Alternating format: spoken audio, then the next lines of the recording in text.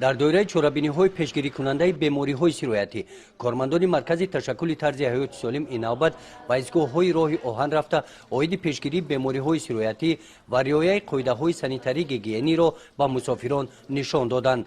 طبق نقشه معین ادامه کارهای ترغیباتی در داخل قطارها با مسافران است. برای عملی نمودن چنین تدبیر کارمندان آمادگی دیدند. قطار پویزد دوشنبه کلوب هنگام وارد گردیدن به ناحیه واسه نخست در ایستگاه گلستان توقف نمود.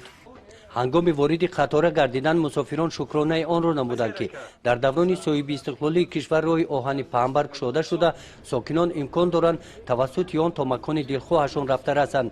تبر معین گردید در پاییز یکی از قاعده های اساسی که باید آن را مسافر حتما رعایت نماید این تازگی و دیگر قاعده های سانیتری می باشد. ما در همه بیماری را پیشگیریش ما صابون، اسپرت، دهنبند، دختر داریم. همین کدامش که اگر تاسپ تاو کرد یکم چیز کرد ما برده اینو را در دختر نشان میتیم که دختر ببینه که مثلا سری وقت چی چاره‌جویی کنه.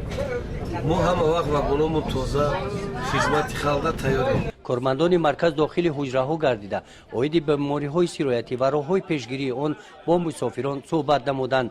این صحبت و ملاقات‌ها با مسافران عاید این موضوع مهم روز تا ایستگاه شهر کلوب ادامه یافتند.